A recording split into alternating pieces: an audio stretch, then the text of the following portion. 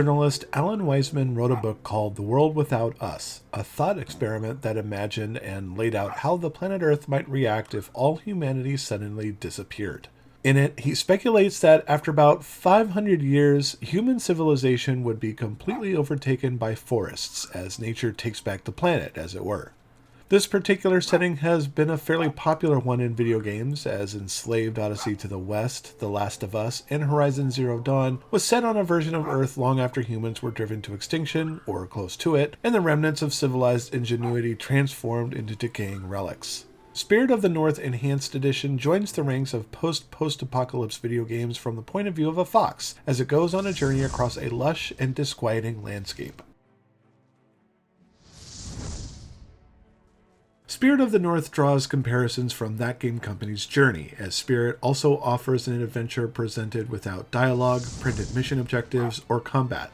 Much of Journey was about exploring an alien landscape with other players who would randomly appear during your pilgrimage towards a glowing shaft of light far off in the distance. Infuse Studio exchanges hooded figures for a lone fox whose simple and lonely existence is made all the more interesting after interacting with the spirit that assumes a similar form. Together, you'll venture across extreme landscapes and overcome natural obstacles to reach the source of a strange, ribbon-like red mist that hangs low over the sky.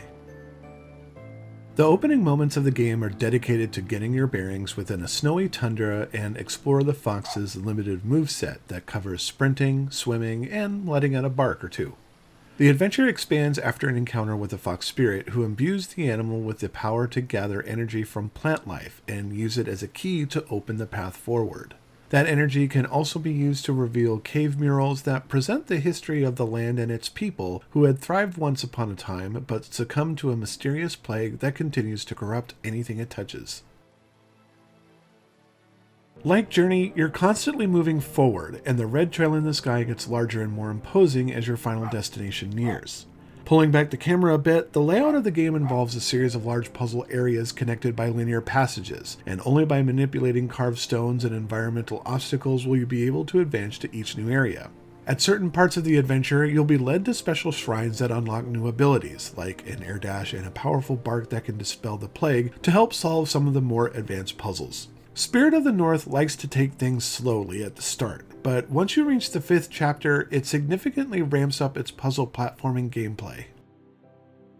You're going to be doing a lot of running around and jumping in your quest, and Spirit of the North does most of that well. The fox moves smoothly and can endlessly sprint to cover large distances. I wish the base movement speed was a little faster so I didn't have to spend the entire game holding down the sprint button, and not hear the fox pant all the time. Jumping, on the other hand, is a real pain that makes most of the late game areas more annoying than they should, because you can't steer the fox midair. As a result of this, you'll spend more time than necessary lining up the fox in the direction you want to go. Otherwise, you'll fall off the sides or not cross the gap, which means you'll have to run back, reposition yourself, and try again. Jumping isn't the lone culprit for some of the woes I had with traversal. There exist many invisible barriers that surround elements of the environment the game doesn't want you to reach, and while some of these blockades make sense, others pad obstacles in a way to cause the fox to bounce off of them despite being a few feet away. This gets to be a real problem with precarious cliffs and pathways, and I may have lost my patience more than a few times over failures that weren't entirely my fault.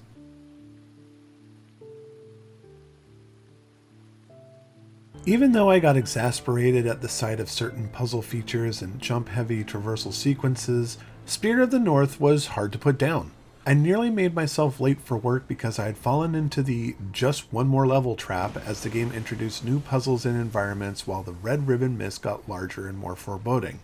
The places you'll see are pretty, but empty, leaving little to discover beyond the skeletal corpses of hooded humanoid figures. If you reunite these corpses with magical staves, the spirits trapped inside the remains are freed from their earthly bonds and allowed to pass on to the great thereafter, which also happens to double as a trophy goal. The setting of the game is also beautiful and is made all the more enchanting by an evocative musical score composed by R.E.J. The soundtrack is one of the better elements of the game because of its soft and gentle nature, but it's repetitive to the point of distraction, especially in areas that just use the same musical cue over and over until you leave.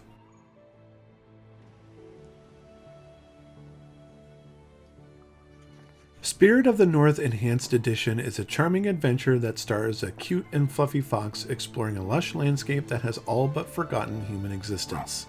While I enjoy the game's concept, the end result shows a priority of style over substance. And because the game is so empty and isolating, it is easy to pick out its flaws. Not being able to steer in the middle of a jump is a relic of game design that doesn't have a place in 2020. The music is repetitive to a fault. Invisible hitboxes and barriers make platform jumping more annoying than they should be. There are also a number of areas in the game that are meant to appear epic in size, but because environmental storytelling is limited to a handful of very specific objects, there's no real point to explore because there's nothing to see. The game plays fine on the PlayStation 5, and while the environments are often pretty, they don't quite have the same new-gen wow factor as, say, Demon's Souls.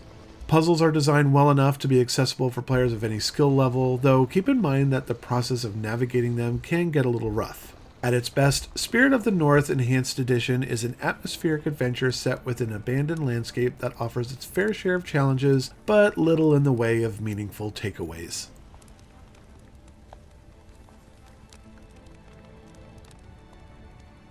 DarkStation gives Spirit of the North Enhanced Edition for the PlayStation 5 3.5 stars.